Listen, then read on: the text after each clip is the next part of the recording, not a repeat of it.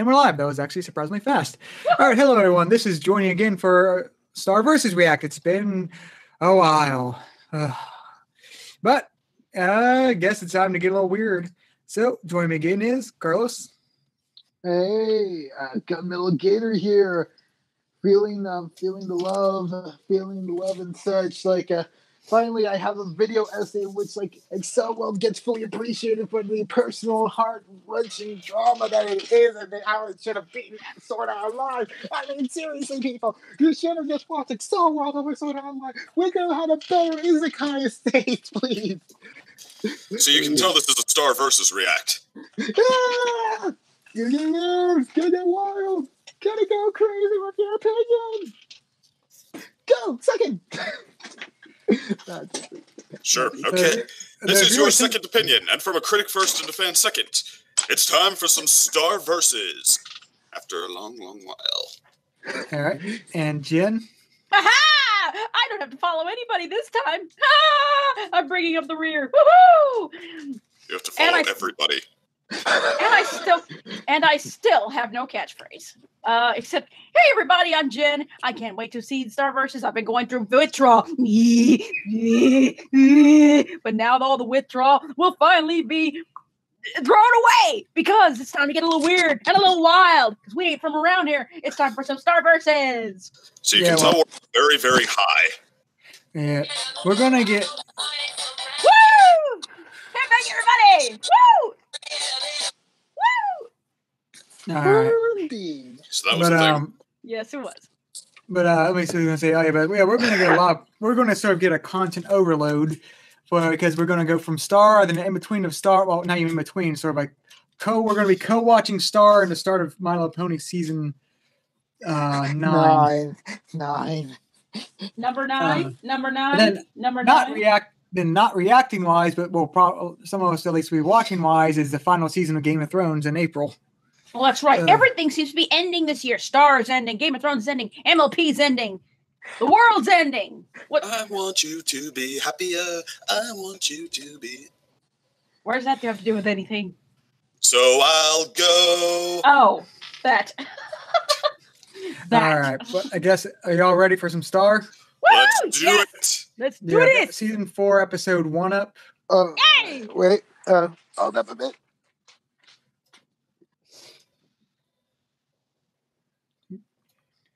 Wouldn't it be funny if they actually just if all of a sudden it's a brand new theme song? They wouldn't do that, would they? Yeah, but I'm assuming everybody likes the old one as much as we do. I love it. That's one of the best themes out there. And no matter what mood I'm in, it's all of a sudden I'm jumping up and down. And whenever I hear it, when I hear that, yeah, I think the only question is if they'll change the opening again, like either now or just halfway through the season, like they did before. I hope they don't change it at all. I really hope they don't change it at all. They'll keep the song, but they'll change like the visuals and all that. Then I'm for that. If they keep the song, they have to change the visuals. That's fine. Please keep the song. It's so good. All right. Y'all ready? We're ready. Let's do it. Press play in 3, 2, 1, Star. Here we go. Star. Well timed. We cut off the T. Gonna get a little wet. Gonna get a little wild. I'm from around here. I'm from another dimension. Gonna get a little wet. Gonna have a good time. I'm from around here. I'm from another. Yeah. I'm talking rainbows. I'm talking ponies. Pow, pow, pow, pow, pow, pow, boo. It's gonna get a little wet. Gonna get a little wild. I am around here. I'm from another dimension. Yeah, I just remember I was like, is something wrong with the intro? Because it felt weird. I was like, oh wait, it's just because there's no Netflix ding. I was like, oh, that's why I felt weird. Yeah, how can we carry on without that? Did I play the wrong video? They've been attacked by knights. Yes. That's episode 1. That is episode 1. She's doing it out of her. How is she? Yeah, how is she doing that? Like I thought, did I skip an episode when she gets introduced? No, not my crush photo. Oh my god. Wow, she's shooting power out of her hands. She's a sorcerer now. Oh. She's a hand sorcerer now. Okay.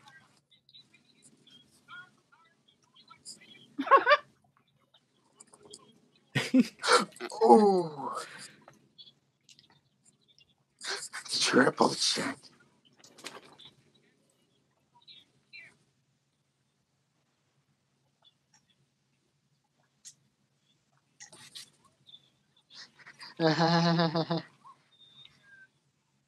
It's your fault.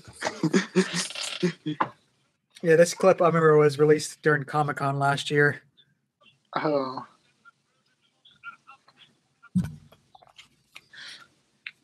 Oh my god.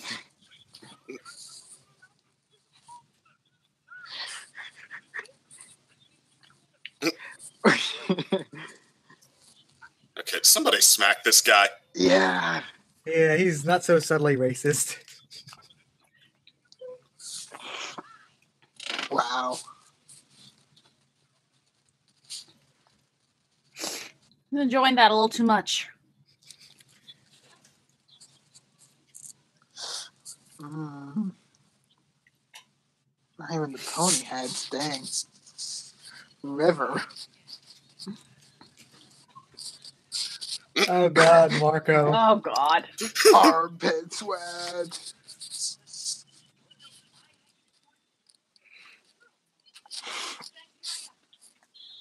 Hey, Tom.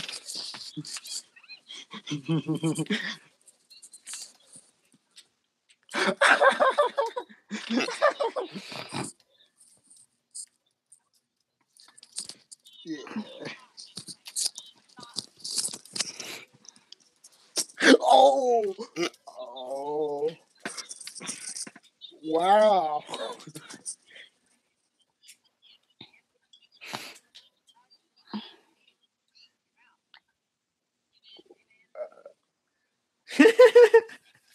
I wonder who's calling them right now. No, it's Tom. Oh, more fuel for the shipping. Marco, the Star Whisperer. Oh, hey.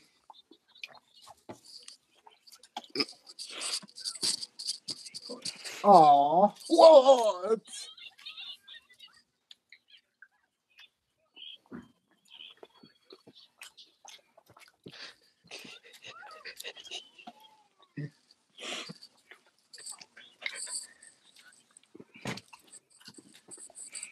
So, are we gonna like?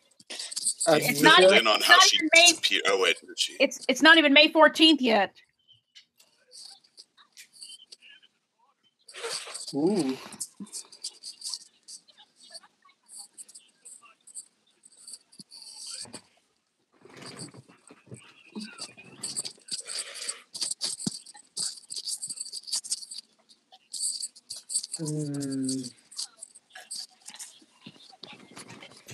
How about that?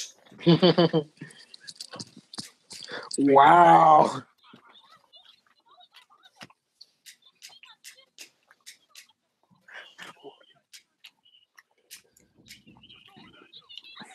Whee! Pie Carnival. Carnival. Real. The telltale Was it gonna be sign. like some bad impression of her?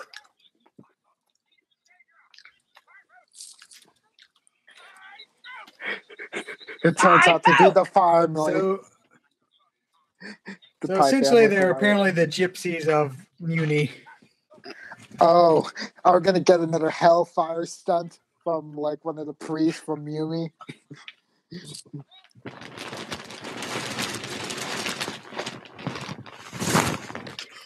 I will not put up with this pie carnival to get my wife back. I will eat the pie carnival. Oh my god.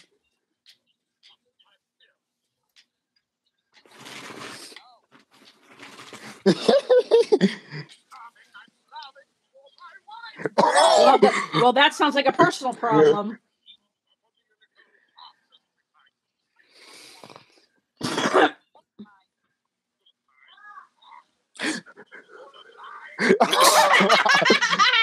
Secrets of pies. Marco. I gotta take one.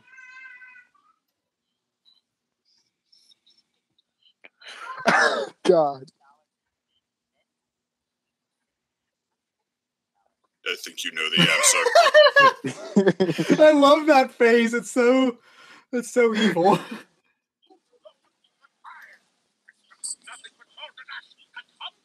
Humbug. That all sounds really yummy, actually. Mm. No! Denied.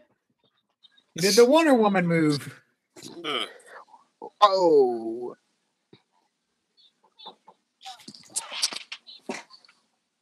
Hmm.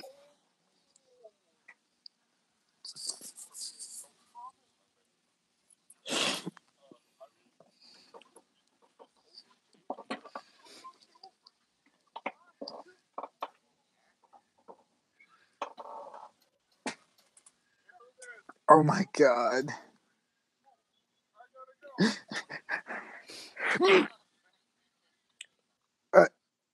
Did you take back your wad of cash?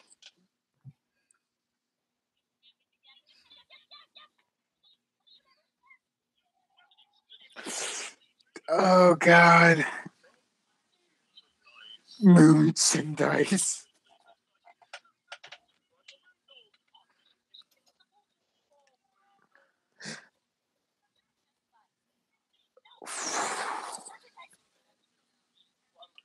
Oh God, River.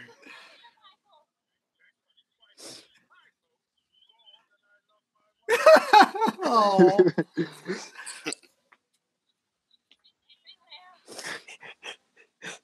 Taunting me.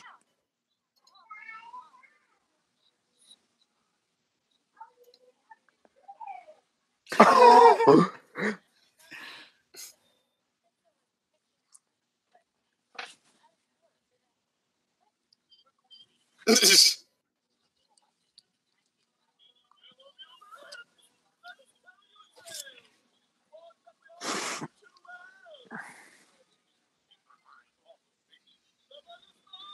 It's the Fireside Performers. Okay. Oh no. Amber Island Players version. Oh my God.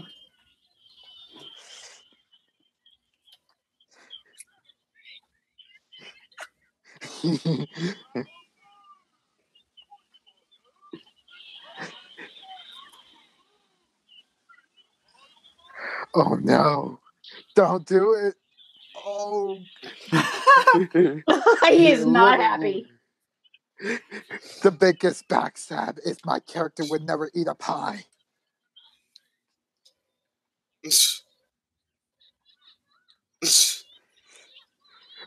Oh no. Oh no.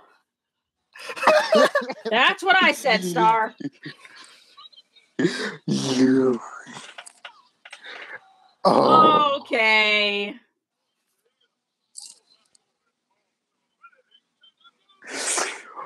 Oh no. Are you serious? This is horrible. It is a lie. It's just only going to increase.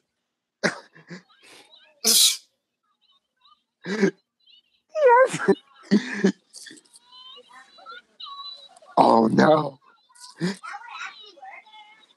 Marco is angry. No. No.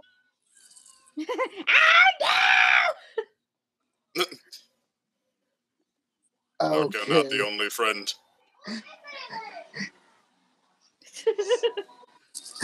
What is this reality?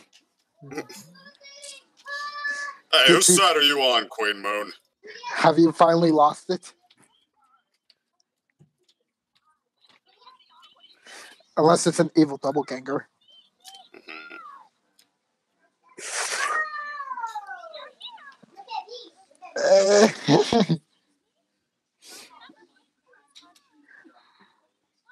You're too good an impression.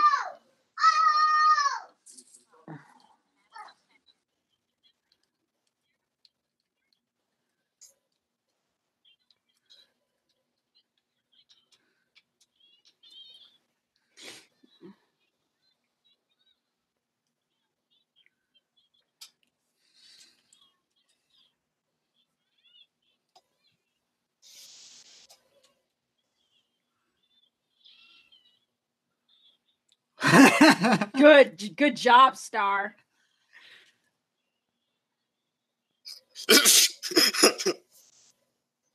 Queen nephew.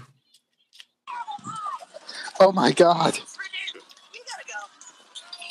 The anger of the pie folk is amassing. Wait, what happened with a unicorn?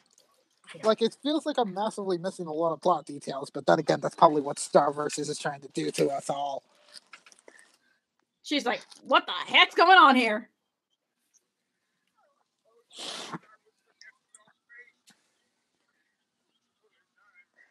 No! Oh, no, it's an imposter! No! Mm. Oh my god.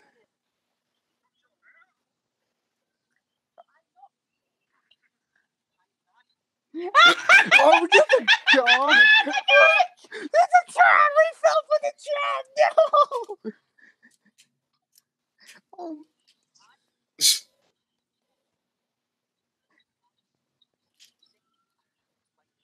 Oh my god! Turny! That Stars is like, I'm not putting up with this.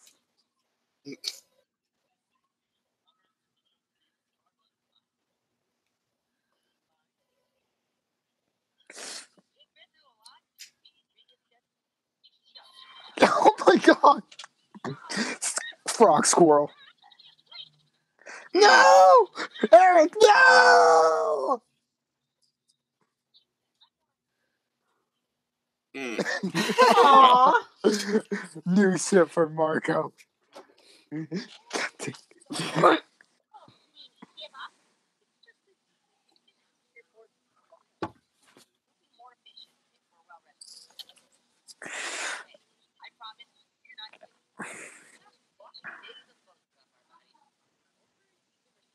Weeks. Oh man, Monster Town. New Monster Town.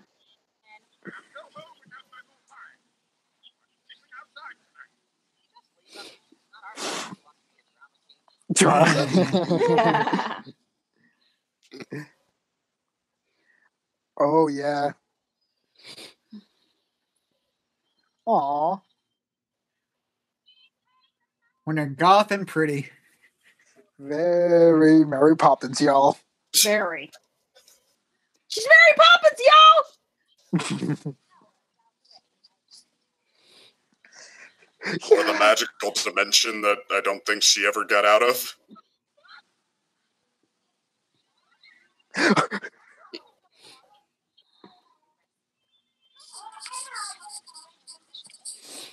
Yummy. Ooh, lizard lady folk. Lizard pops.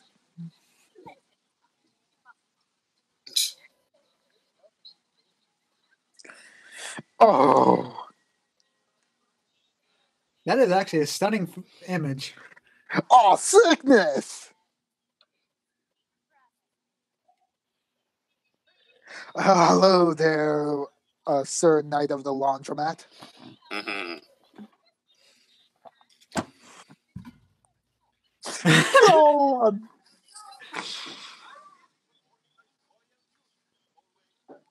Mm-hmm.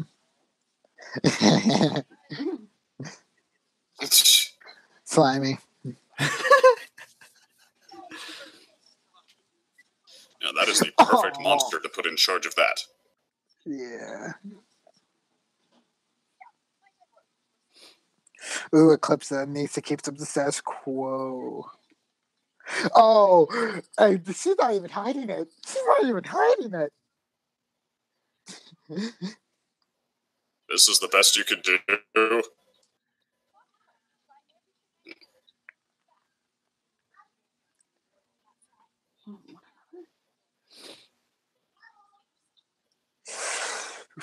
We seeding the seeds.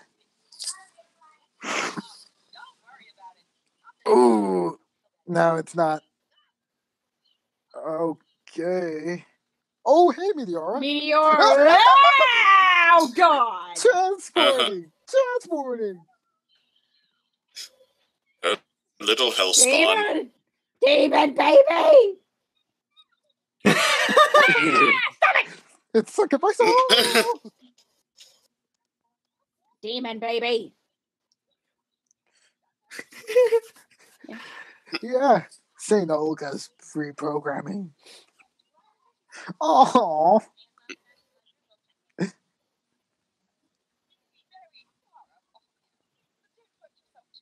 Why wouldn't she still be in the magic dimension, though?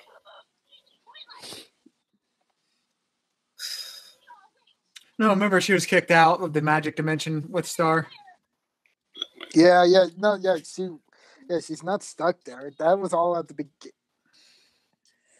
Hey, Glossaric. So I got some detail wrong.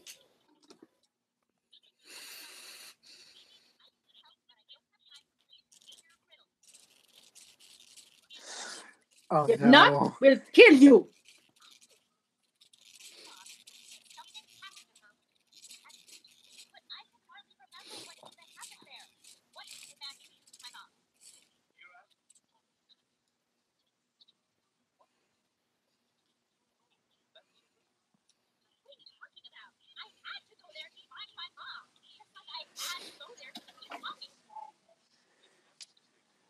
What?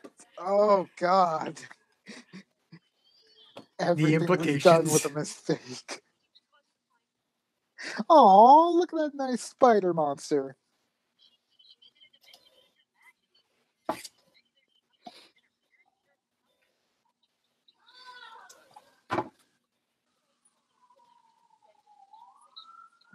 Oh, God.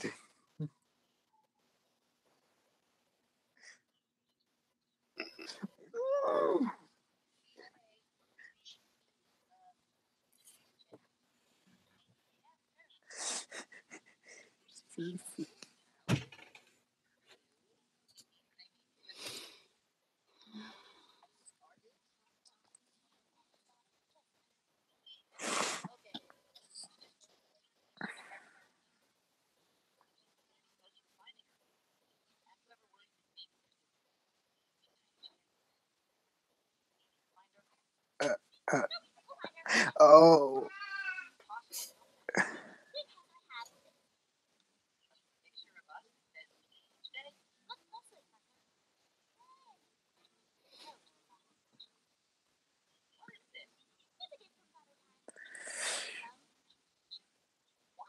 Wow.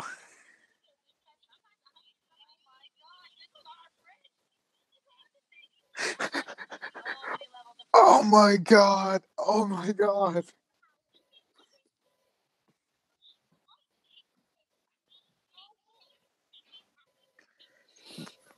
Oh my God.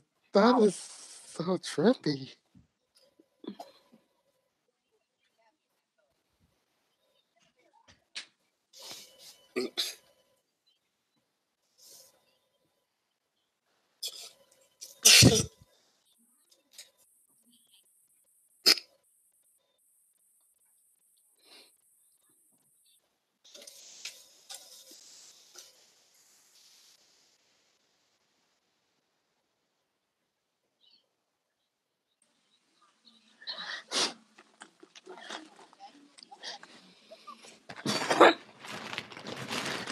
Mm.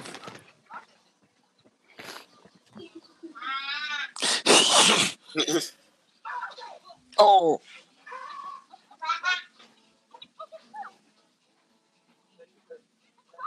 Put that again. Put that again.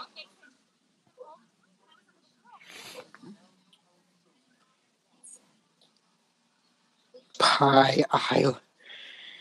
Oh my Stay God. fresh on Pie Island. Hey, hey. Go on.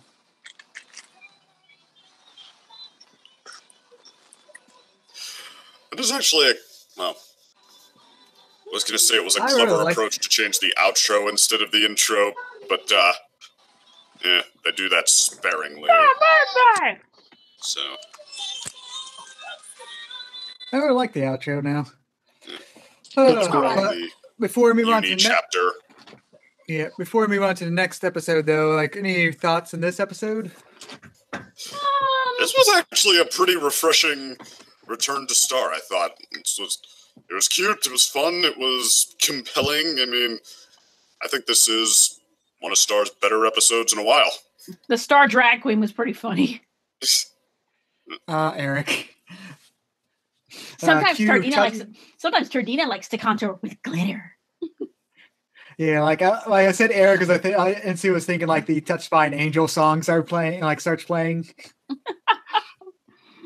Oh, funny. But yeah, like the one big takeaway for me in this episode is when Glosser was like, oh yeah, maybe defeating Toffee wasn't a good thing. It's like so many red flags went up because of that. Yeah, red flags from like Glosser very strongly implying that defeating Toffee was a bad idea. Like so many red flags from that. Like there's some deep implications coming down the road. I'm just not sure which route it'll go yet with. And knowing Glosser is going to be as cryptic at AF until we find him. And like, oh, that's what Glosser meant. Okay. So basically, I'm thinking either this is an illusion world in which like Moon is actually okay, but Star isn't and is unconscious. But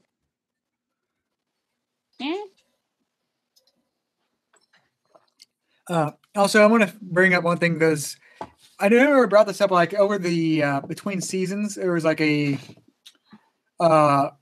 guidebook sort of release of like covering like Muni princesses and all that, queens of Muni. And like it actually did go into some of the details about Moon's mom, which like the one thing she had God, sort of, dang it! What? You okay there? I need to fix up my headphones right now. Oh, don't worry. Okay. But what I was just trying to say is like Moon's mom had like before Toffee, after she had a very baker aesthetic. And like she would always Moon's mom. Yeah, and she would always make pies for Moon when she was younger. What was Moon's mom's name? I forget. I don't have it off the top of my head. But like, actually, let me just search it up quickly before we start. Let me see. Because I know wasn't Moon's mom killed by Eclipsa, right? Yeah, no, like Star's mom. Like no, Moon's mom was killed by Toffee.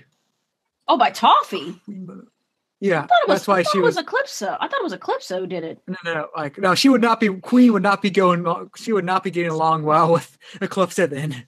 Okay, no, like it was Toffee that killed her mom, and that's why she was. But yet, like Toffee. Moon was like, and in Eclipsa's trial, Moon was like, "Are you sorry for what you've done?" You know, I was wondering like she was talking about like, I don't know, I just had this idea that I thought Eclipsa killed her mom. I guess not. No, I think she's been frozen. She was frozen in whatever she was frozen in for generations. Oh yeah, but, maybe I know. I think what she means is like, "Are you sorry for getting with a monster?" Yeah, and of course, if that is what Moon meant, of course, Eclipse would be like, "No." Of course, Eclipse would be like, "No, I'm not sorry. Whatever." But yeah, Eclipse changing the law though has not done much about the monster prejudice. No. This is Oh no. People that show that they put in town. Oh, that shows how people are adjusting to this. Yeah, they do not like King or Star. No. As Captain Hammer put it, it's not enough to bash in heads. You've got to bash in minds. Nice. I like it. Very nice. She having trouble finding her name.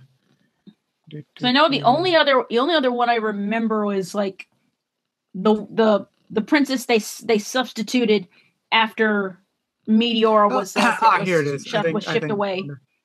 Her mom was Comet Butterfly, also known as Comet the Chef, is the 35th Queen of Muni, 35th Queen of the Kingdom of Muni, the daughter of Estrella Butterfly, and Star Butterfly's grandmother. She was first mentioned in Return of Muni. Her name is Comet, huh? Yeah. That's cool. That is a cool Queen Comet. I like that. Yeah, like her wand is basically like a baker's, the rolly thing. So she was called Comet the Chef? Yeah. Huh. That almost would make sense of the pies. And that's why Butterfly would bake as well. Potentially, or it could be something else too. Moon would bake, not Butterfly. Where did I get that from? But the seeds are, that's like, that is at least planting the seeds. Carlos, are you ready yet, or still muted? All right. Yeah, I think he had to fix his headphones. Yeah, he's fixing his head. I just didn't know he was just had it muted while he was doing it. I think everybody assumes that Queen Moon would not approve of this. Of course not. She wouldn't though, because we've seen that with like she's getting like more comfortable with monsters, like as we've seen with Buffrog, but she's still not. Well, last we saw her, she was helping Star clear Eclipse's name. So yeah, but I was just saying, like, just one of those things where it's like, I don't think she's against it, but she's not. I don't think she would be comfortable with it, sort of thing. Probably like they not. have a basis for assuming she wouldn't be. But also, they exposed the Magical Council for like generations of lying. But speaking of which, we have not seen them. So yeah, I mean, she's we saw she's comfortable with it. Well, maybe not comfortable, but she doesn't hold anything against Eclipse now. Right. And then especially find out that Eclipse was not the one that killed her mom. So for the longest time, I thought it was true, but apparently it is not. Yeah, if Eclipse killed her mom, like Moon, and there would not be so much of a. There wouldn't be like an understanding or something. No, like because like the Queen and like Eclipse is sort of like, if you've seen, they sort of have a bromance like thing. I guess Queen mance or woman. It just doesn't sound as good. You need to coin that phrase. You need to coin that phrase. Queen. You need to coin that phrase. Queen mance. Queen mance. You need to coin it, and you need to coin it and get lots of money for it. Yeah. You heard it here, folks. Queen mance. Queen mance. Learn it well. But it actually reminds us, like in the wiki page, it was saying like the Queen of the Kingdom of Muni, even though it's passed down by the Queen's line. So it's like, it's passed by the Queen's line. Okay, very a matriarchal society. Yeah, that's established, but they still call it a kingdom, which is funny. Because I just know there's one book series where similar thing happens. They just may like to keep also like bringing it up as like, oh no, it's not a kingdom, it's a queendom. I like it. And you're like, that's actually, I wish they would have brought that terminology here, queendom. It's a queendom. Which, although you know what kind of reaction the internet would have given it. Not that necessarily means don't do it, but yeah. Yeah, I can get an idea. I can get an idea of it. I mean, I don't think that would really cause issues because it's literally fictions have been for a while showing like a queen-run country. Yeah, it's called. It's also called Themyscira. Hey, but I'm gonna have to shove it down our throats. All right. Ready for the next episode, Carlos? Yeah, I guess like it's just like an awkward like a tentative thing with like my headphones just constantly breaking apart like this. But yeah, I'm ready. Yeah. All right. I guess if everyone's ready, for that next episode? Almost. Mm-hmm. Let me get that episode up and running. Yes, it's ready. Yes, we're ready. All right. Everyone press play in 3, 2, 1, play. Kabam. Okay, come on. And I missed that boom of like the ding of freaking Netflix. I know. Or whatever. It's not Voltron anymore. It's not Voltron anymore. And also my thing is like really enough not playing anything. No, they stretch it out like King Cartoon. Like they definitely stretch it out longer. Yeah. Wait, my thing's not playing. Boss. But it's not playing? Yeah. All right, everyone stop. Oh, What's up? We're on the intro again. What's happening? The Starburst. I can't Go. play. My video's not playing for number 2. oh, we need to go back to the intro. Yeah, I'm gonna try. I'm gonna try something. Come on. Please don't tell me it's like a defunct link. Because it shows like a play button, but with like a slash across it. Oh, technology, you are the worst. Truly, but yet you are the best. Let me send you a copy of the link. You're the again. best, yet you're the worst. I think I You might need me to stick send with it- just worst. You needed me to send it through. Yeah, Hangout would be the best. Let me see. Well. While we're waiting, Mm-hmm. anybody know Russian history? Catherine A the little. Great, Catherine the Great, Tsar Nicholas, Great Massacre of all the royals. That's about it. Peter the Great, named Petersburg after him. That's about it. I'll say, How about And Peter the Rasputin. Third? Oh, and Rasputin. Rasputin, that's a good one. Rasputin. But how about Peter the Third? Peter the Third. I've not heard of him. Is he Peter the Great, or is it another No. Peter? He's Peter not. the First. Peter Okay, the he's a First, different I think, Peter. was the great. Yeah. Okay, Peter the Third was an unspectacular monarch who was every bit as callous towards his citizens as pretty much any other Russian czar. Maybe not Ivan the Terrible or Stalin, but well, Stalin wasn't a czar. But anyway, No. he was killed in some Or sort was he? of siege or something like that. But he was, because they didn't have the internet or newspapers in a well-run system in those days, word got out incorrectly that he had died standing up for the people of Russia. And Oh. not only did he get himself a cult following, but somebody was able to pretend they were Peter the Third, somebody who didn't even have, like, the barest minimum of knowledge of, what would have been royal etiquette or any such thing. He gave speeches that very much revealed how low class he was. But yeah, he was charismatic, and he claimed to be Peter the Third, and he was able to raise a giant freaking army of citizens against Catherine the Great. Oh no! I have heard of him. Wow. Yeah, I remember because Peter the Third. Now I remember he was the one who was married to Catherine the Great because, she she took the throne away from him with pretty much everyone's approval. And then she kicked him out of the country, and he just so happened to be killed in a bar brawl. And then someone else later cook up pretending to be him. But yeah, he was incredibly incompetent man child of a king. From what I've seen, he would, because I remember the extra credits history lesson on it. Mm-hmm. And they're showing he would have dress up in their wedding night, he would have, he didn't sleep with her or anything, he just played toy soldiers on her bed or something like that. And it's oh my God. Yeah, and he's just he was always he would always try to dress up like soldiers and in Prussian uniforms. He was always more interested in his. You got to play?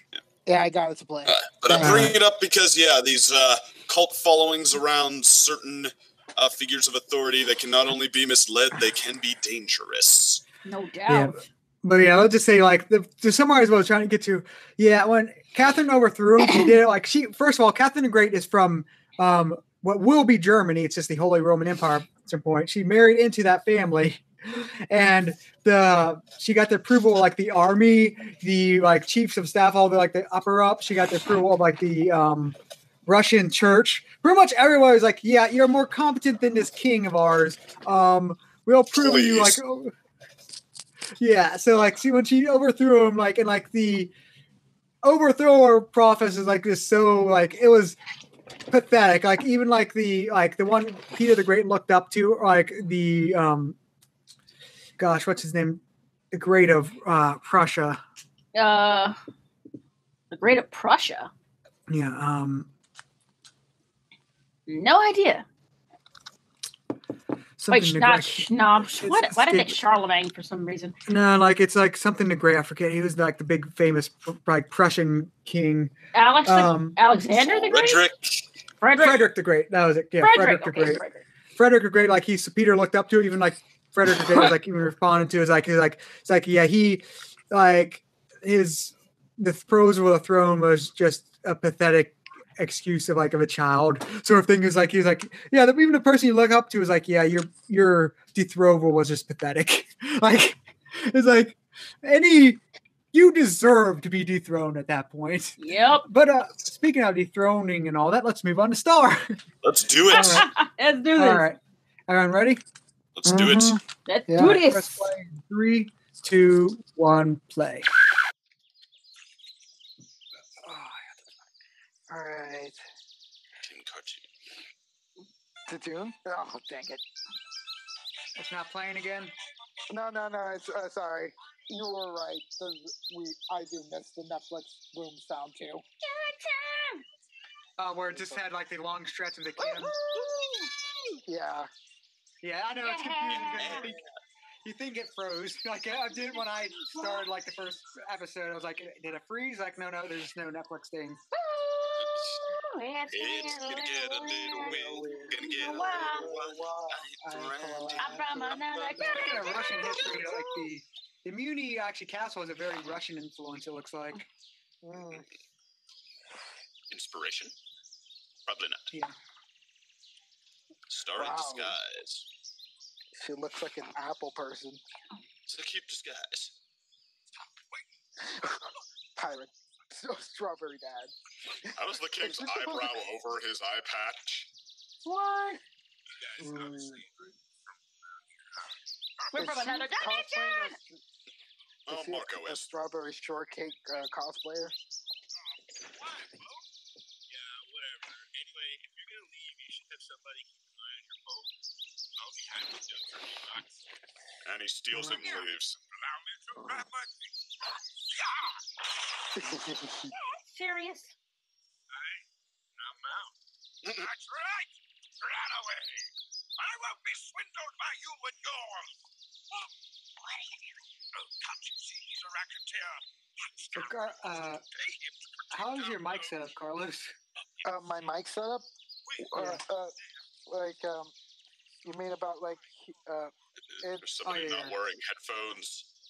I am wearing the headphones, I guess, because of the loose ear. All right.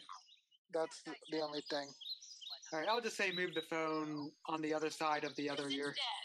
Okay. Just like so it's a little bit farther away. Tracking monkey. Mm-hmm. It'll work. Oh no. Oh no. Go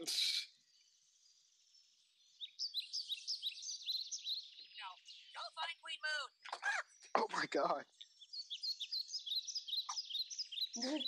Oh no. Oh my god.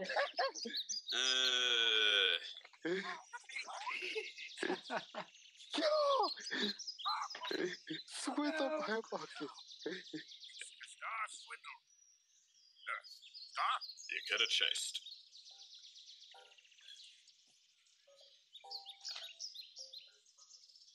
Gonna go with a little boy. Turns out to be the biggest swindler of all. I know where else can I tell you is. So swing swag.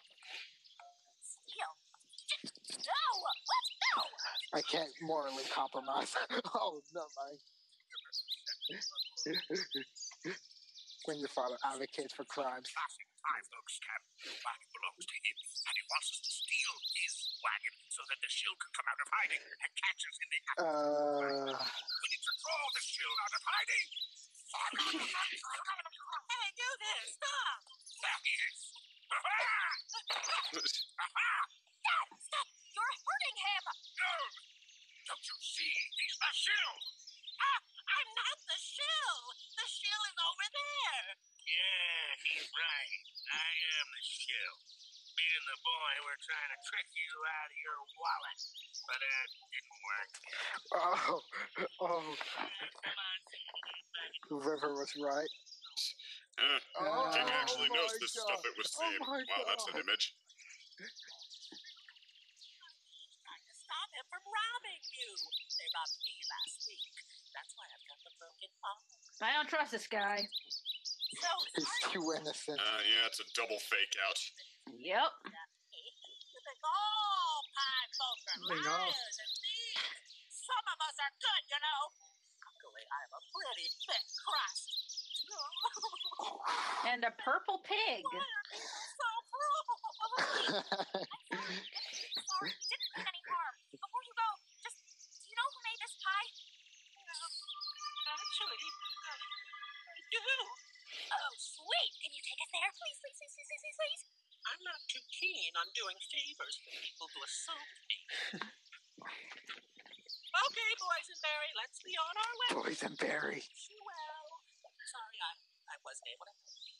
Just a moment, please.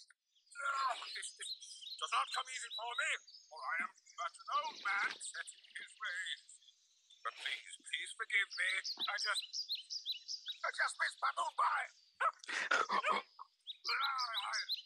The fandom is gonna take that so wrong. Dear dog. Yeah. You know, I lost a pie myself once. Oh, please allow me to take you to where your pie was. Really appreciate this. I was beginning to lose hope. No, not to worry. Always happy to help. Don't cry, River. Here. Marco! What is going on? He's chilling. Excuse my fake tears. Okay. Oh my god, no. Ah. That is crazy. Those little devils get the tears flowing. Oh my God. Sympathy to get you to take us to moon. Oh my God. Reverse. Give me a deer and pull that lever for me, please. What was the R? It's a fake out. And here we go. Knew it. What's this? This wasn't supposed to happen. Is everyone comfy? What's going on here, little weirdo? Oh, honestly, do you really think your penny stamps was ridiculous? What did she say?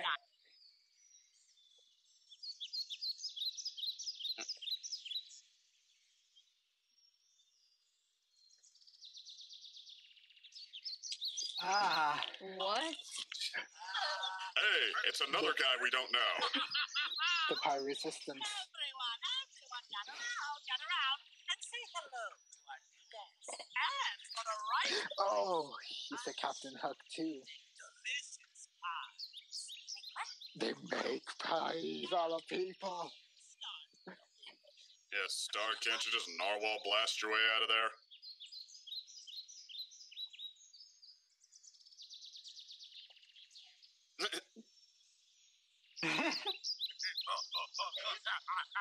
They're gonna bake them into pies like in Sweeney Todd. You can't trust the freaking monkey. Marco, what are you No, it's doing? You their can't only trust the chance. damn monkey. The kids! Oh, to fat bread scamps for the price of... Wait! I'll give you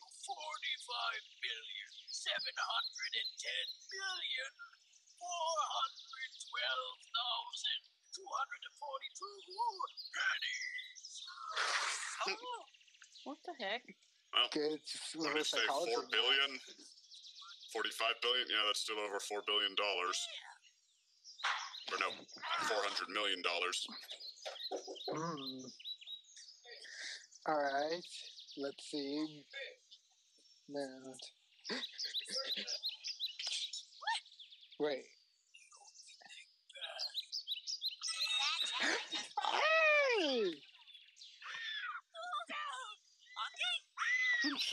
Ah, monkey continuity. Aw, I knew there was somebody good on this island. Oh my God. Told you don't trust the monkey. Jeez. fall into lava. It's not lava, it's lukewarm tomato sauce. Oh. What?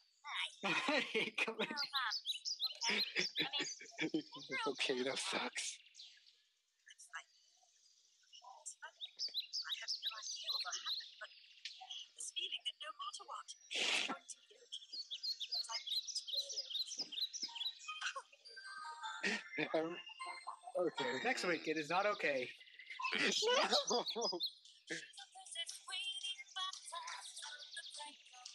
So, yeah, Pie Folk.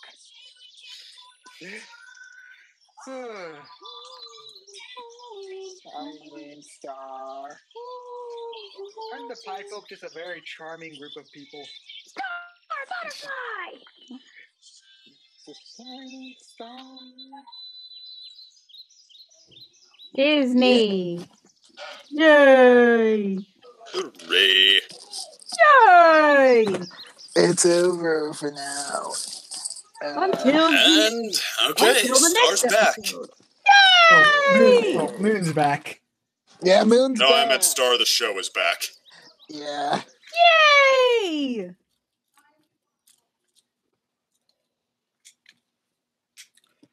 Oh, that went quite quickly. So, anything about this episode to discuss or talk about? Man, Pie Island's horrible. Like, as usual, the king seems like he's The king was halfway actually there, right. but he what? Said the king was surprisingly right. I was like, as usual, he's halfway there, but he doesn't quite end up being, helpful or smart enough to make the difference here. Yeah, I'm hoping he does get an episode this season where he actually gets to be a badass again. Or something where not as sad. It's like he knows that, how scams work, but he's still a day late and $1 short. Freezer? But, this episode also, like, I was, if I'm being honest, I was starting to, get used to Star versus disappointing me at least a little, but this, I don't know, it was, it was fun, it was breezy, it was kind of compelling. I'm, like, kind of interested in where the whole, conflict, the unpopularity, Star's newfound unpopularity, and, the Queen not having her memory, but still, like, being willing to give this a try. All in all, I think this was a really good setup, and, both of these episodes were pretty fun and breezy, all in all. True. Yeah, I enjoyed the opener. Like, the only complaint I could say about this is I feel like it didn't exactly need 2 full episodes for what we were shown. I feel like not necessarily one that would feel too compressed, but sort of like 1.5, if that makes sense. Especially since this is divided into like half episodes. So that's how we sort of, we went from basically Pie Carnival to back to not The Mutiny. Pie Folk. And then we went back to the Pie Folk, which are basically kind of part Carnival again. So I feel it could have been condensed a little, but it's like not really that bad sort of thing. So it's like it's nothing compared to like Voltron, where like, hey, what's be in Minerva's mind for 3 episodes? Yeah. uh, So remind ourselves of like that hole again. I'd have to call back to Voltron for what I thought of that, but well, let me see. I'm trying to. I guess the first episode was kind of like, hey, meeting up with these characters again, like just kind of getting the new status quo. I guess I don't necessarily mind that it took its time to breathe that way. yeah, actually, I see my main complaints more with the second episode, where I ended up finding the moon is a big plot, but it's like there's just a lot before we get to there sort of thing. A lot of it is like going over like, oh yeah, the Pie Folks are just sort of nasty, which we already established previous episode. King of lies, king of pies. King of lies and pies. In that order. Yep. Mm-hmm. They certainly wouldn't hold any secrets now, would they? Well, the thing is, like I was saying, But- I feel the one like King of Pies, they've had enough development. I feel he will come back in some way in the season. I'm just not sure how. He definitely doesn't seem like a final villain or even sort of a mid-boss thing, but I feel they will bring him back. I'm just not sure how. It's a big thing. Yeah. I mean, yeah, it turns out this is their real heritage, so that's got to probably be at least a little bit significant. Yeah, I mean, like, maybe we could delve into why River, like, really does not like the Pie folk, or, like, some Well, I sort of wouldn't history blame- with, like, his family. Who I think blame, we've who blame established- them? They're I think we've just awful. established. Yeah, I think we've established why he doesn't like the Pie folk. And now, like, okay, so Star is still technically considered a princess too, even though this is her heritage, and I guess Meteora would be first in line now, so you kind of wonder where they're going to go with this, the whole, magical princess angle, if it's going to be like, I don't need to be a princess, or if it's going to be like, Strum monarchies, a princess, in the sense of the word, can come from anywhere. Or maybe just, like, forget about the history and such. Like, all that matters is the power of, like, love and compassion, and honestly getting away from, like, these conventions of hatred and such that's been plaguing our nations for so long. We can't just have, like, a hostile takeover of, like, rebranding, like, ourselves into, like, like equals or, like, superiors or such like that. We just need to, like, be finding, like, a common place for all of us, monsters and humans alike. And I don't know where Earth equates to. Yeah, actually, one of the interesting rumors or ideas I've heard about is actually that is the idea that Star. Actually, is the idea that actually Marco is related to the real Queen's Immunity. Oh, going through that back door. Yeah, because that goes with this like cheek mark theories and all that. And also would possibly play in with that like idea where one of the portals they went to that was like sealed off. When they like Moon and Star were like jumping through like pool puddles, and they found one they couldn't get through, and like they left a handprint on it.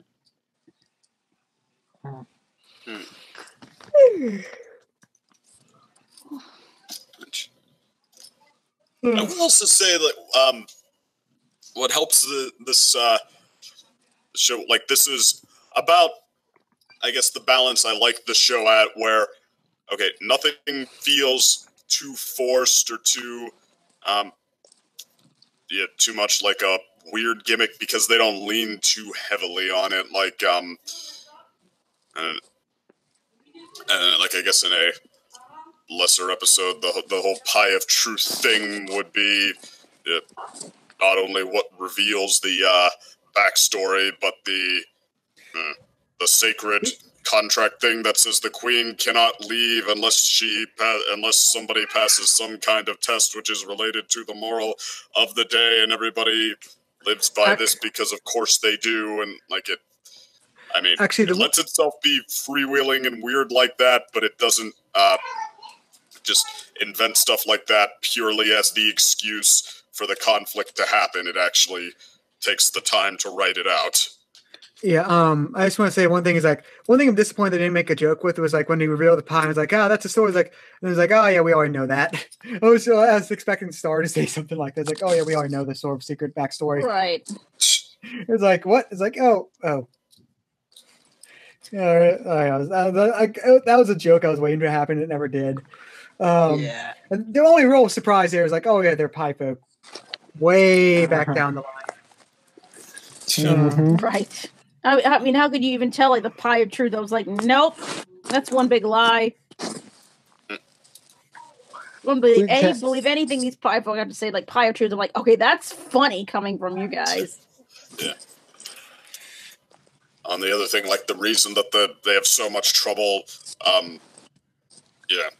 dealing with the pie folk, like the obstacle they pose. They're not wacky idiots. They're wacky con artists. That is actually a thing. Like they're essentially the Muni, like I said, the Muni gypsies. Mm-hmm. Gotcha. Because like what was like what's his laundry guy? He's the whole excuse for the "Don't Wash Marco's Shirt" episode because no, I cannot just give you back your shirt because of pointless code I feel the need to uphold that I have sworn. And isn't that so wacky? And this is fun writing, isn't it? It's like it's supposed to be comedy. Yeah, like these guys, they're I don't know, not following some pointless tradition purely because no, we can make as many excuses. We can use that excuse as many times as we want because wacky show. It's like, okay, no, they're wacky, they're off the wall, and they're con artists. That like actual reason. That's like actual motivation for this stuff, or something to latch the conflict onto. Right. But I'm speaking of, like, that's the one thing is like, I know like some people complained or just was concerned like, oh, I could see how some people could complain like, oh, this wasn't a very exciting opening sort of thing compared to like say MLP, which usually is like a 2-part big adventure opening. Mm-hmm. However, that's just sort of how Star is because minus the sort of movie thing, which is like technically the opening for season 3, but it was really the end of season 2. With the battle for Muni and Toffee and all that. Exclude that from the equation, and pretty much Star has always had sort of like a soft opening, like so like that just basically reestablishes the status quo and all that. Well, and nothing wrong with that.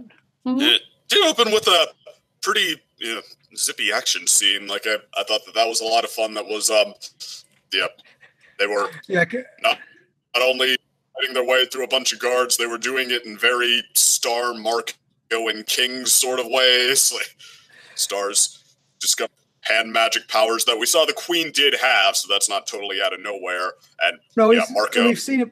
No, we've seen her Star use like her hand magic before, just only in her butterfly form. Now she's using it without the butterfly form. Yeah, so that there are lots of reasons. Yeah, she could be able to do that by now. Like, I don't know. I guess if you're really nitpicky, you could complain that, oh, so she learned it off screen. But I mean, there was plenty of room for that to be a thing. But yeah, I was saying the fight scene and stuff. Yeah, she's doing that. Marco, they're letting him use weapons now, which he's on Muni. That would make a little bit of sense. The King he's still a big, strong guy, but yeah, he's fighting these metal knight things by chewing on their legs and such. Like, it's all, yeah. I mean, it was not only an action scene, like a nice explosive way to start out, but it was a really fun one, a very in-character sort of one. Yeah. I'm just sort of like wondering right now with like that glossary conversation. Like, are we gonna actually get Toffee back at the end? I don't know. How could we possibly get Toffee back? Like Toffee accomplished everything he wanted to do. I don't know how much room there is for him to say like, I should be the main villain again because I'm smart. Like, I think there's lots of room for other characters to step in and be more relevant to the plot at this point. Yeah, I could see him actually coming back. But I just don't see him being a main villain. Like, I could see him, like, literally, for some reason, Star actually has to work with Toffee sort of thing. Like one of those awkward, like, alliances, sort of like Slade allying himself with the Teen Titans. Yes, yes. I could see a situation like that, and because like I feel like just the way he says like maybe defeating Toffee is not the right thing to do. It's in red flags and like, okay, there's some sort of deep meaning behind this. It's just I don't know which way this will go. Which could be like maybe Toffee wasn't the force of evil that you had to be concerned about, so you should deal with him. Maybe it's because it it was the right thing to let Toffee win, sort of thing. Maybe it's because like I've heard some people throwing out the idea that like magic is actually evil, and Toffee destroying it was actually a good thing.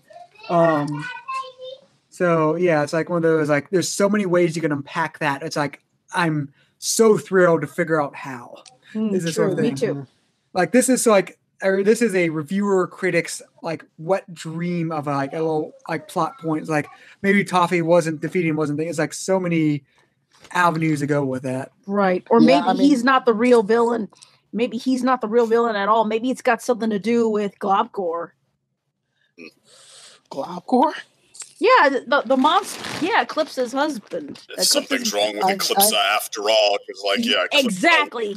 You know, trying to stop Toffee. Yeah. You So know, someone who's been Eclipse's husband. rocking the critic fan motif thing for a while. I think that's like, yeah, I think that's more of like a hook for fans than for critics. Like, ooh, what could they mean about the backstory, plot mystery, where this is going, speculation and fan theories for everybody. Oh yeah. That's what makes it fun. Mm-hmm. But yeah, going off of like what was on with this. Oh yeah, one thing like another thing that was brought up in like the Queen Immunity book is like there's a apparently very higher up even Septarian, which is what Toffee was. There's like I forget like something his name. There's like a Septarian that was even more dangerous than Toffee, which is let me actually Google that. Let me see. More dangerous than even Toffee? Like Toffee was like the general, he was sort of like the person under like that Toffee would have been under. Oh, okay. Yeah, if Toffee was a general, that's true. There has to be somebody who's deploying his army with a general. Mm-hmm. Assuming it's not like the Globcore. Huns or something like that, where, yeah, the army is conquering with an army is the point. There's not some kind of a, kingdom you're trying to tie it back to so much as you're just trying to conquer as much as possible. Right. Yeah. That could be the missing link to like understanding the entire like storyline of like why everything happened the way it has. The sense of discontinuity between everything. That's really the big thing. And I will give Star that, like, even in the seasons I didn't like as much, it has done a good job sort of gradually uncorking the story, keeping the mystery compelling and, like, giving it to us at a pretty good pace, like, bit by bit, and, yeah. Mm-hmm. All right, the monster, the Septarian, I was thinking it was called Seth, which apparently he actually was the one that gave the orders to Toffee to kill Moon's mom. Oh. So we have to meet Seth. Seth. And what if we already met Seth? He's the king of the pie people. Oh, that'd be a twist. Like the pie folk calls for the mom's assassination. I found here's the image of him. Let me just. That's not what I was looking for. Opening. I can see why the idea. Yeah. So you would latch onto the idea that the pie folk would be significant because, we already do kind of have a conflict with, the monsters now cannot be legally discriminated against, and the humans don't like that, and who should be in charge, Eclipse or Moon, but, meanwhile, they choose now to bring in this, pie town and reveal that it's Moon's origins and make not one but 2 episodes where they're relevant. So it's okay. Are we bringing in another? What do you call that? Another Joker in the deck? Another are we bringing in a mysterious third factor? Probably. All right. I posted this image before. All right. I mean, it's certainly a good-looking lizard. Whoa! Reading Seth, the description. Seth of Septars? Septarians. Septarians. Septarians. Seth is the old, like reading from the Wikia, which has from the book I told you about. Seth is the oldest Septarian with long hatred with Mumin and wish to eradicate them from Uni. According to Globgor and Eclipsa, he is often described as an extremist and likes to hold a grudge for centuries, much like the rest of the Septarians. Moreover, wait. You said Globgord and Eclipsa's account? Yeah, this is actually from Eclipsa and Eclipsa's chapter in like the Queen of Muni book. So this is like her journal of it, where she was describing him. Moreover, Comet Butterfly described him as an old and decayed monster with a decaying and rotten hatred and ideas, but dangerously attractive to the young generation of Septarians. Most of the peaceful monsters reviled and feared him, as even Globgor, the Prince of Darkness, calling him troublesome and despicable. Furthermore, he is also the reason why Eclipsa developed the darkest spell to combat his race. During the conflict between Muni and monsters and the Reign of Stars' grandmother, Comet Butterfly, he led the monsters faction that opposed the peace treaty made by Comet Butterfly and Archduke Batwin. When Comet tried to invite him to the banquet to settle the conflict peacefully, he declined and wanted her dead. It's known what happened after Moon defeated Toffee, but with Toffee said he had more a hidden plan, therefore it was assumed that his plan involved Seth. So yeah, he is essentially the above Toffee. Wow. See, all of that would have been compelling if they'd revealed it in the show as like part of the rising conflict. And now, I mean, without that piece of information. The thing is, they still could, and like that could be like a running plot of like the season, which, yeah, like Toffee is basically the mid boss of the Septarians. Like that could be really interesting because Toffee is freaking awesome. Yeah. I mean, like seriously, do you see how much class that lizard has? Dang, puts everyone else to shame. Okay, but how many episodes are in this season? Yeah. There'll be 24, 26. Okay, because we have to.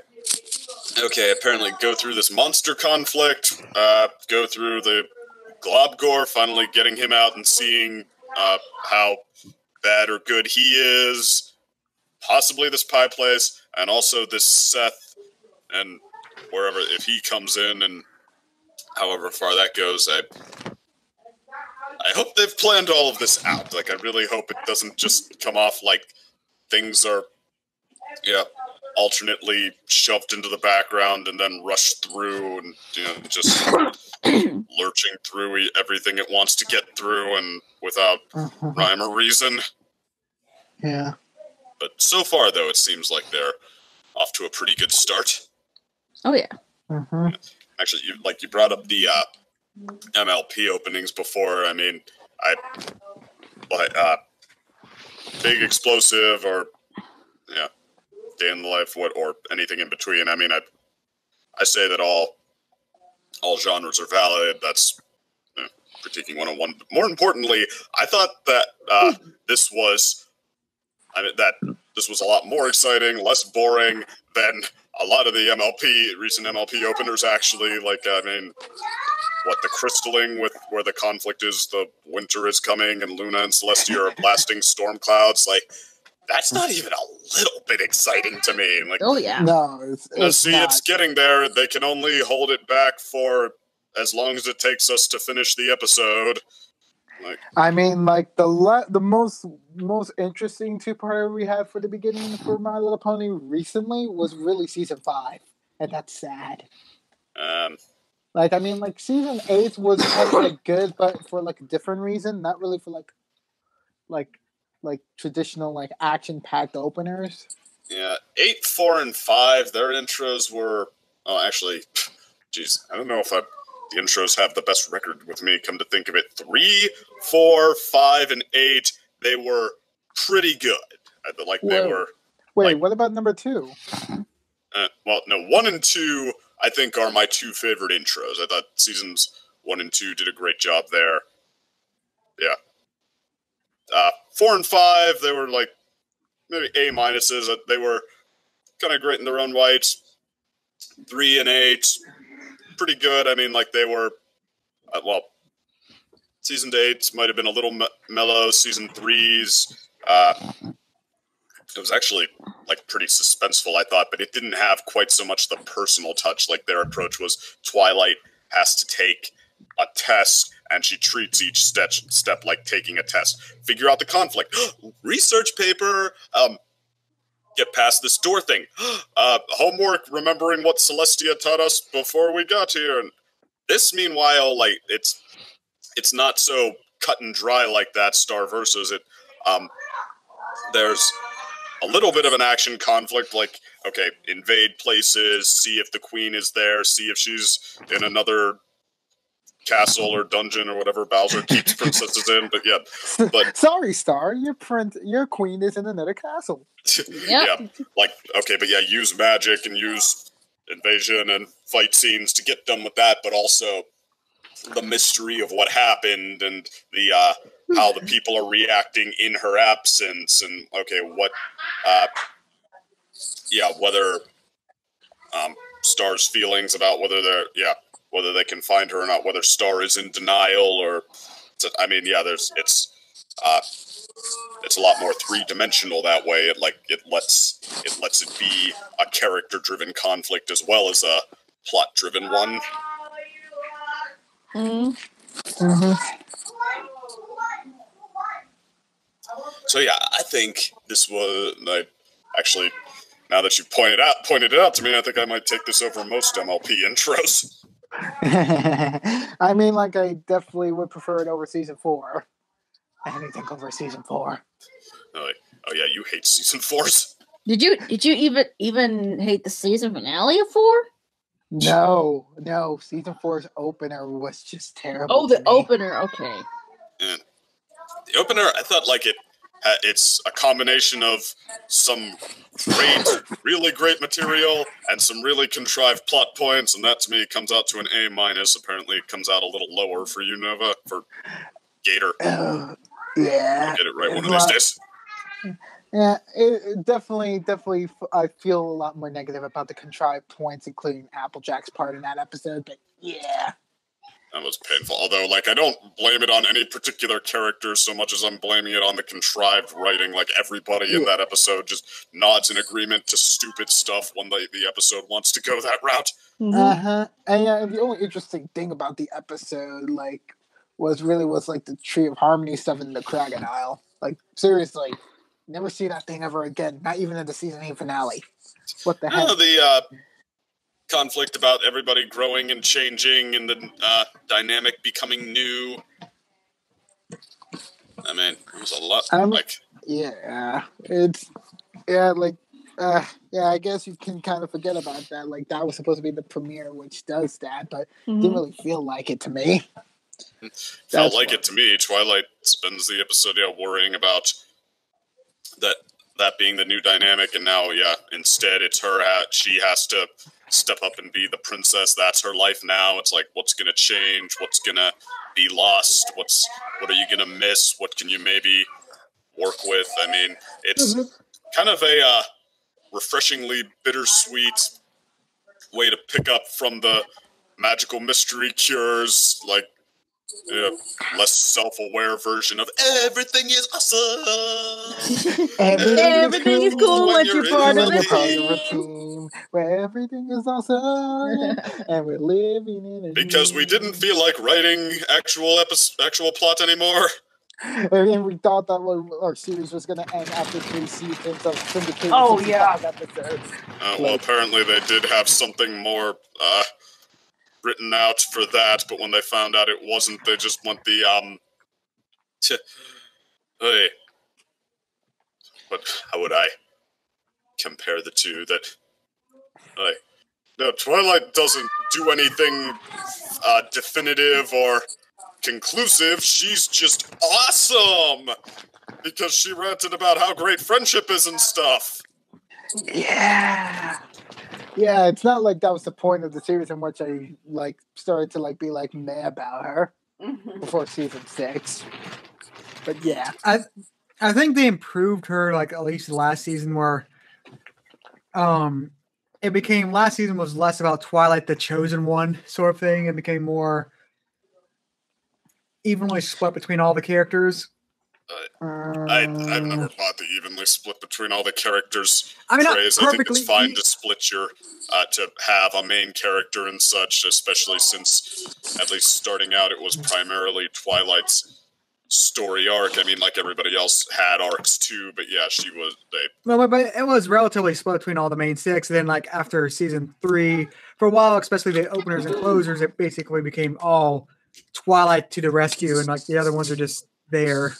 To rescue. I mean, like I honestly thought, like, didn't think it was too far off. Like, they still all had their conflicts and stuff, but I mean, Twilight, you know, I mean, there's a balance to be taken, and I mean, there are, if you have a main character that is the character who is your focus more than others, it's, how would you say, she was kind of the heart of the show, and then, like, appropriately, when she was supposed to achieve her greatest stage of growth, it was, well, actually, funny enough, season 4, she was really not in the spotlight for most of it. It was kind of a absolutely. It was kind of an arc in the background. But I mean, I didn't so much buy the Mary Sue complaints there. Like, I kind of thought it was okay. Something really good just happened to Twilight. Of course, she's not having a lot of bad days at the present point in time. But yeah, that like the when they had to step it up on the arc, when they had to bring it to its conclusion there,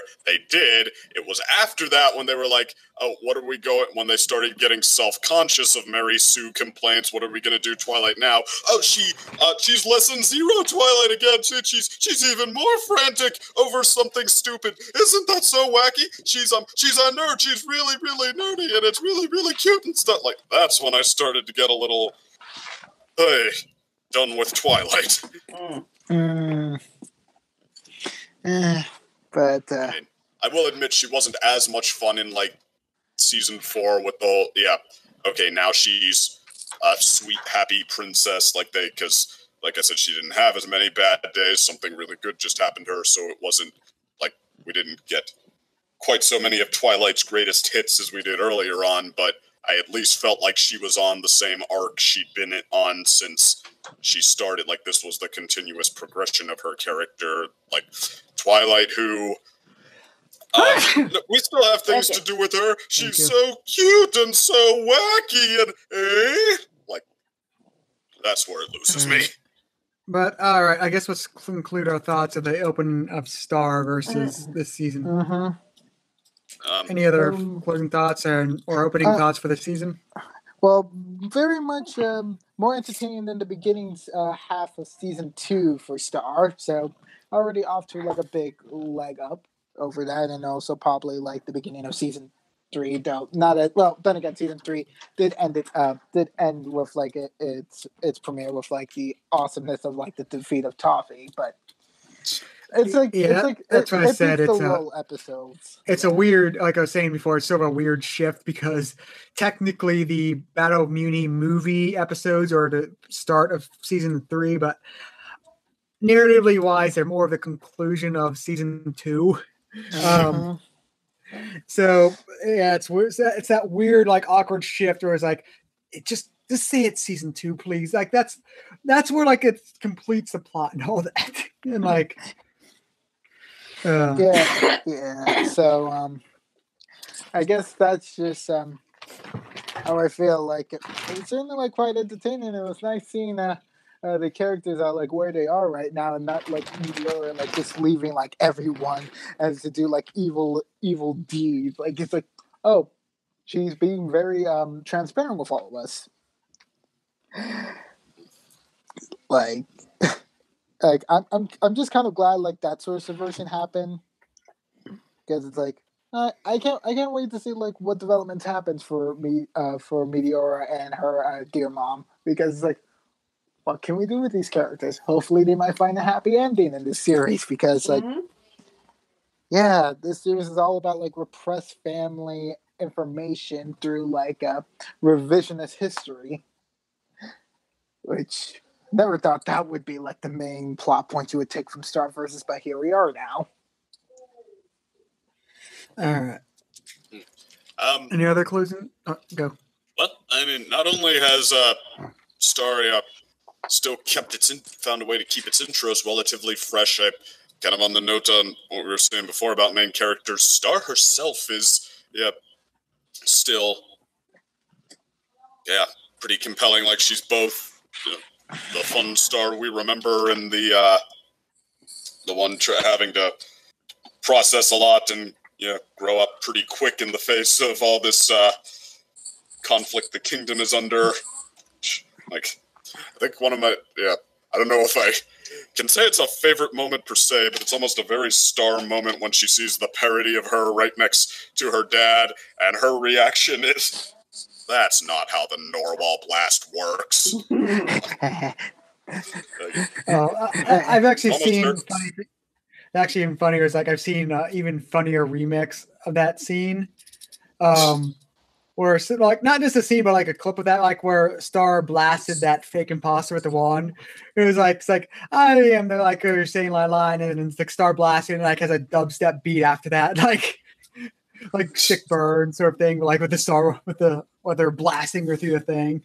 But it's kind of hard to parody Star. Like she does not have the most shame of any princess you'll ever find, and she is not the there's not much that's too far out for her. And I also kind of like just how anti-publicity she's been getting, like aside from like the anti-publicity she got at the end of season 2. It's like she's doing a lot of revolutionary steps and not everyone's happy with her. Oh yeah, I like how they're showing like the conflicting plots of like, oh yeah, like the monsters really love what she's doing, but the humans not so much. Humans are like, started out Star really didn't have a care in the world, and now she definitely does, even though she's very much still plucky Star. mm-hmm.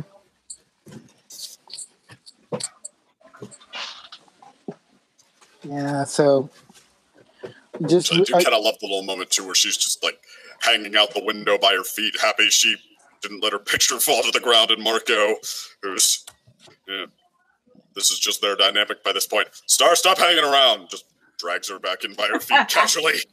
Mm-hmm. All right. Jen, you have any final thoughts or opening thoughts for the season? Pie Town was awful, and I hope we never see the Pie Island was awful, and I hope we never see them again. Any of them. May they all die in the fire, may they all die in a fire. I disagree. Pie Island was awful, and I hope we do see it again. I want to see more scamming back and forth, and King or Star, whoever else counter scamming them, and seeing all of these depraved depths that they go to trick people, and what besides monkeys they have up their sleeve. What other tricks? Yeah, but still, I thought it was awful. Hope I never see him again. But if we have to, we have to. It's whatever. But good beginning to the series. I will disagree with you on one thing about Star being as fun as she is.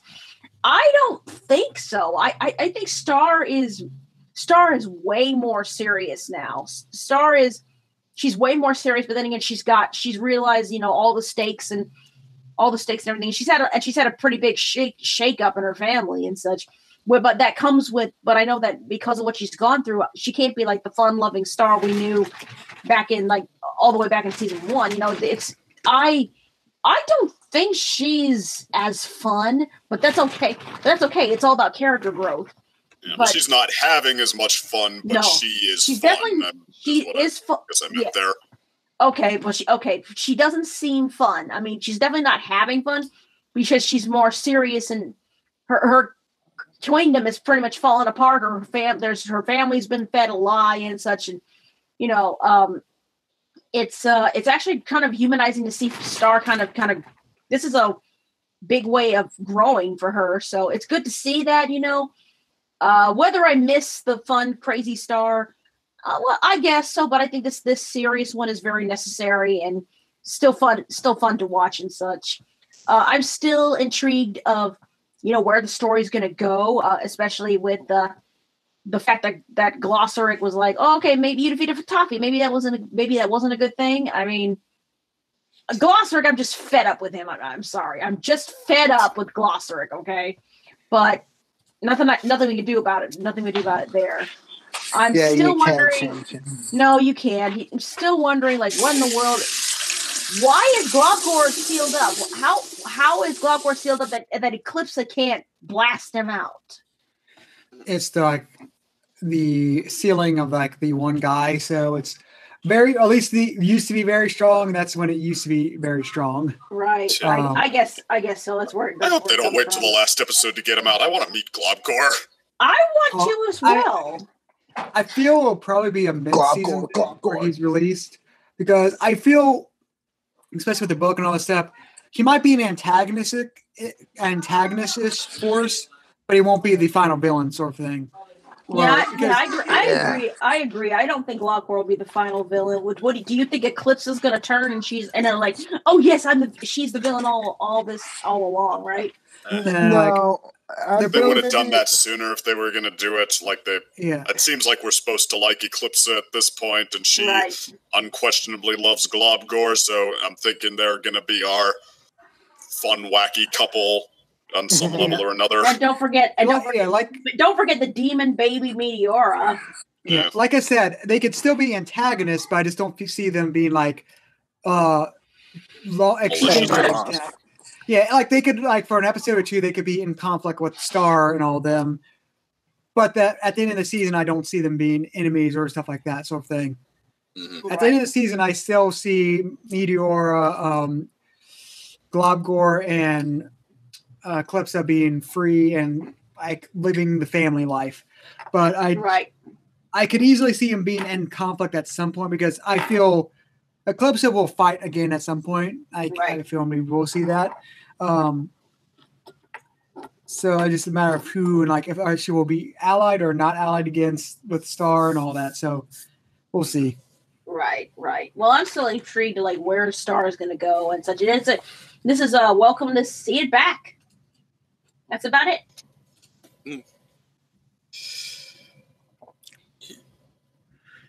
I guess with that said, see y'all next week. Mm-hmm. Ciao. See you there. Ciao. So I just saw the Star Versus episodes. Man, they were a little odd. Well, that's just kind of Star Versus, if I'm not mistaken. Yeah, but this was like usually, or a little bit more unusual than normal, I think. But that's how I like my Star. Yeah, I like the first episode a little better, but yeah, the first episode is just like Star trying to find her mom and crossing out places on a map and been to a tower like 3 times to try to find her, and looking all over.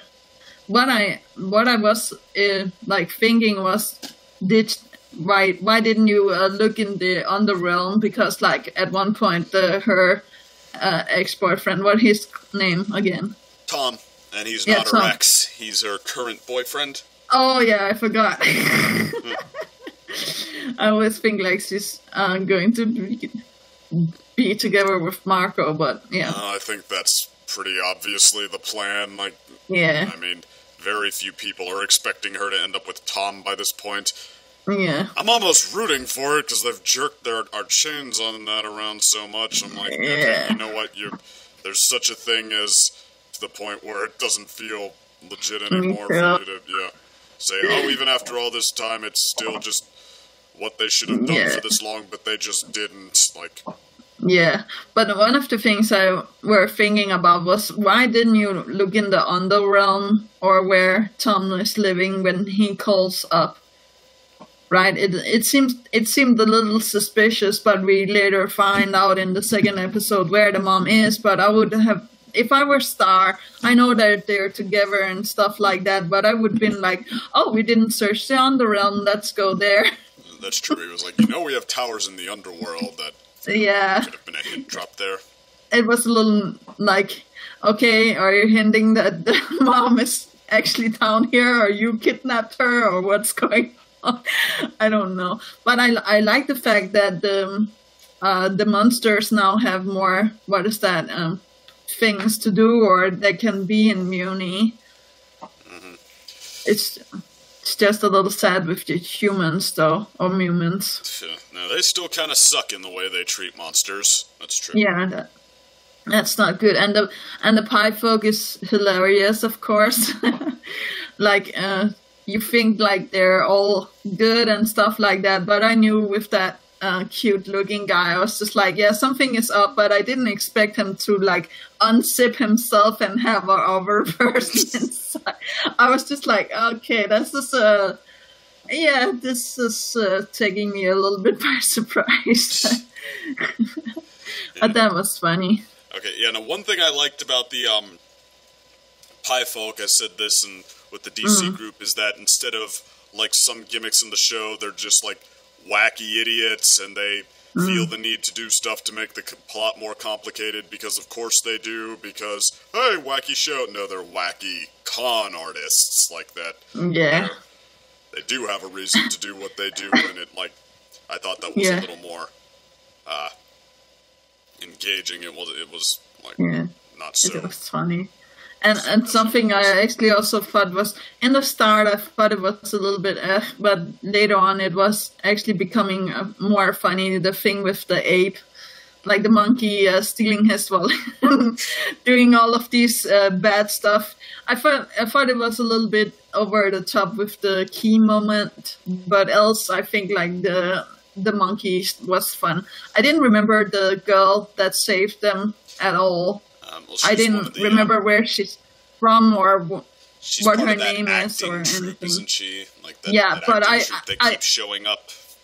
Yeah, I must admit I forgot everything about her, so I was just like, who is this? Well, I mean, I don't think any of them have really had a particular spotlight. I mean, we've seen them argue with each other and stuff like that, but I don't know if any of them have really forged their own identities that much. But finding her or seeing her family and being like conning her, what was it, fiance or boyfriend out of money, that was funny. Husband, I think. Oh, husband? Okay, I'm sorry. And I just think that was really funny. That they're even conning like somebody that she cares for out of money, and the king almost lost his wedding ring again. Betting. That's not good. So that's why he has the hatred for pie folk. That was a little weird. Yeah. Which then the king, I mean, that's a little bit of prejudice on his fault, on his part, but it's A, not unfounded, and B, he's always been kind of a wacko. Yeah, I'm wondering if it's true what happens in the end with the Pie of Truth, her actually being a pie folk, but I don't think so, because like as Star said, you're the biggest liar here, so he probably just invented that to make Star's mom stay. Well, we remember that, we know that she isn't actually of a royal bloodline, that yes. Yeah, their line is, they were used to replace Eclipse's line, so I mean, them coming from the Pie folk is just as legitimate as them coming from pretty much anywhere else, unless they want to do a double reverse, and, she is someone special, which would be kind of pointless, I think, by this point. That could actually be a little bit funny, but then that made me think about some other things, like Eclipse trying to release her husband. I'm still like, yeah, that's probably not a good idea, but as you said, like, we discussed this already, like, he could look really nasty and be really nice. That could actually be really funny if he was the nicest demon ever. But it could also be interesting if he actually breaks out and he's just like insanely filled with all of this rage, or how to say that. And also the baby is really creepy. Well, we already knew her as an adult. Yeah, I actually really like the queen now. I think like, even though she's not all fine in the edges, I think like she... Queen Moon or Queen Eclipse? Queen Eclipse, yeah. Well, I think that it's good that Well, Eclipse, I mean... Oh, sorry. we for a while we didn't know which direction they were going on her, like hero, villain, anti-hero, and it seems like they've settled on the good guy. Like Eclipsa was the free spirit, the good, open-minded, live life the way you want to live life kind of character, and that's what got her into trouble. Yeah, and I think like what she deserves all of that when you're thinking about her background story and all of that good stuff. So I think like actually, queen, you mean? Yeah, I actually think like that what Star did was the right thing. So the play that they later on see, I think like, of course that's a little bit puffed, but yeah, plays are like that. Satires. Yeah, I'm thinking about a play from Game of Thrones as well. I know that you haven't watched that, but I actually think like they're parodying that play. That trope has been used so many times, the exaggerated satire or something to make fun of the main characters, or heck, that exaggerated news report. The Simpsons has done that a ton of times. It's just like terrible, insulting impressions to what's the word? To spread publicity, to propaganda, to make you side against those characters, those people. But it was just so similar to the what is that play in Game of Thrones, because like there's also something with a pie. I will not make any spoilers, and a king that's a little bit not doing a lot, being stupid, and then the queen coming in and quote unquote saving everything. Game of Thrones fans, you know what I'm talking about. We're moving on to the next episode. It's before really even right down to the pie and the queen being it's possibly, but I mean I mean the only thing that makes me reluctant to say so is again that's really, really, really not new. But no, but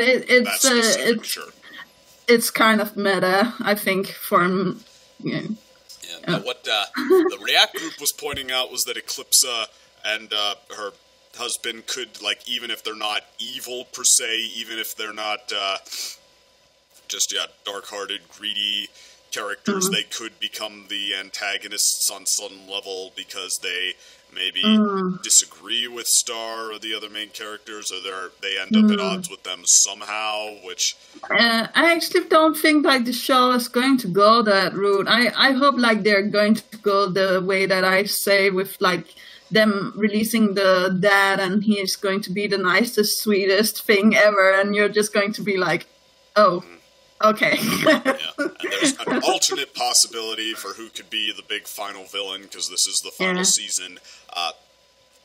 Apparently, Toffee, that the main bad guy from, I think it was 2 seasons ago now. 2 seasons ago. Well, counting, including this season we just started. But he was actually not the leader of his people. He was the main general that the leader hired.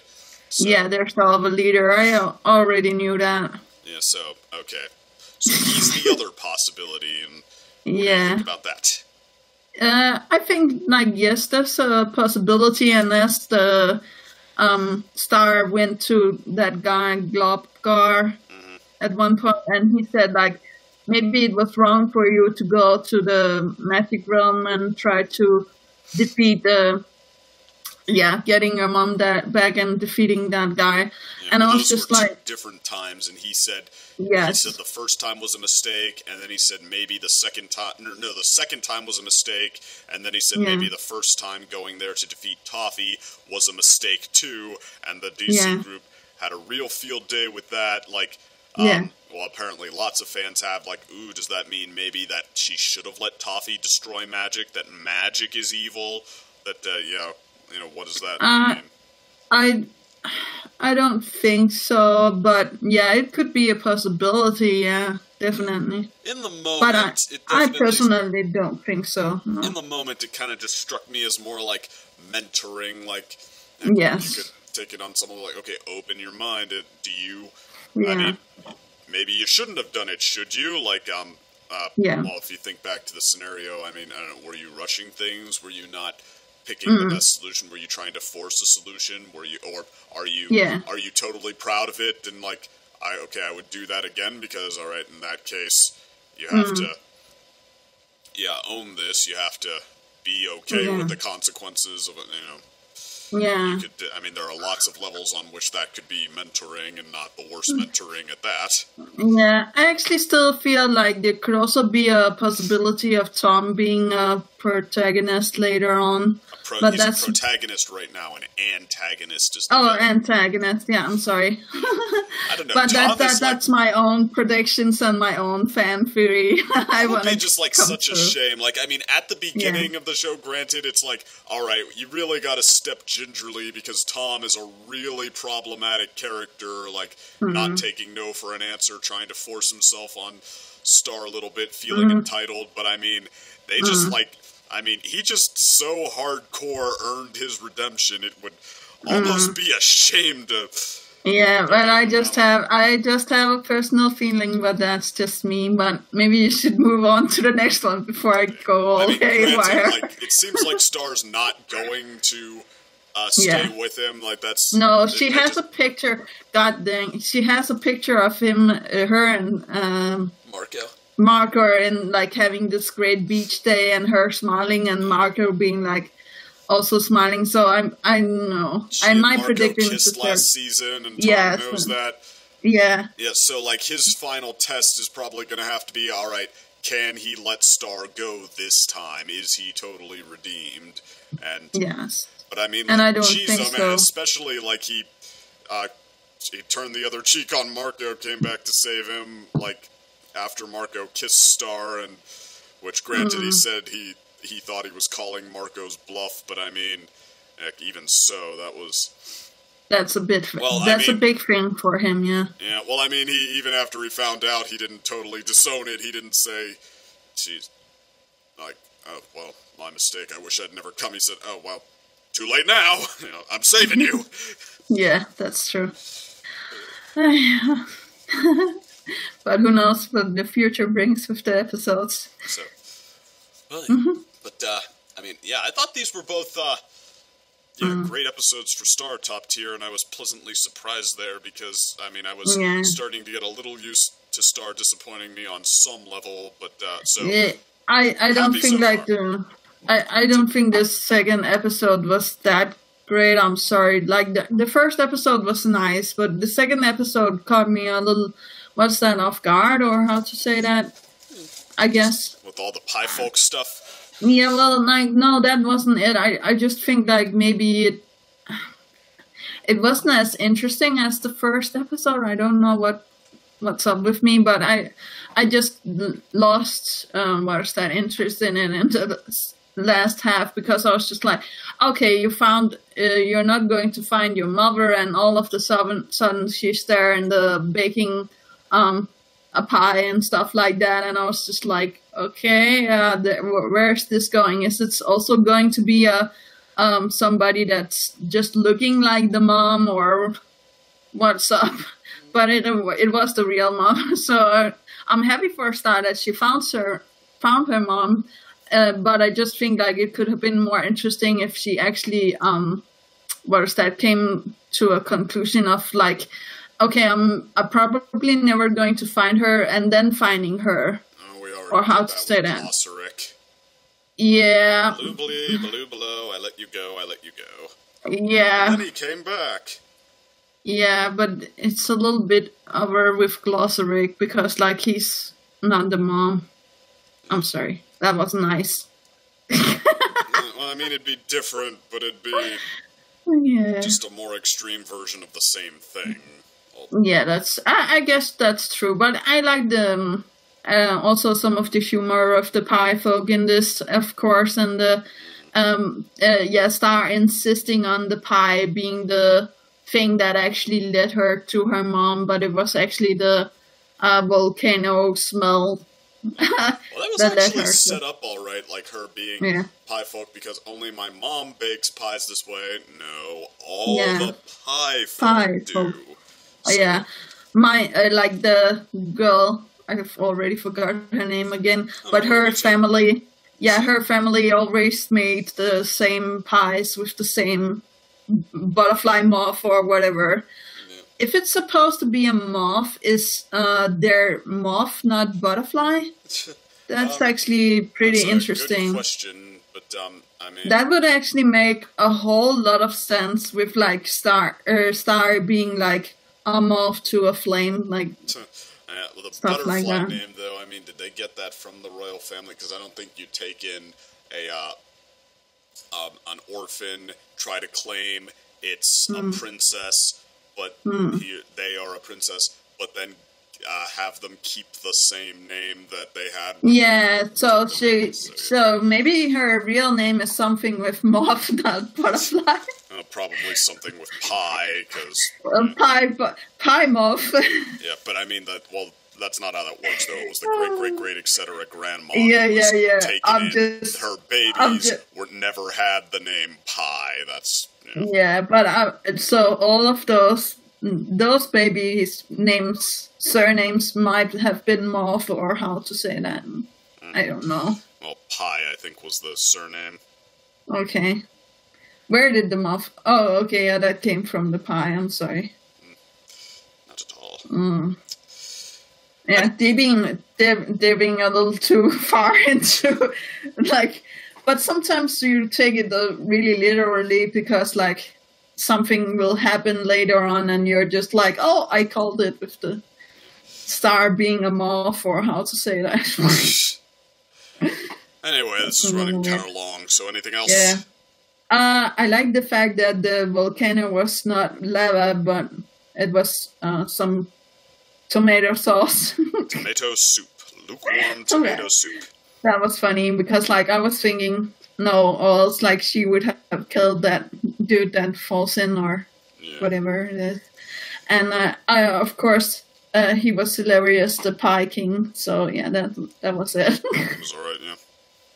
Yeah, I think that was good. Alright, well that is that. Yay!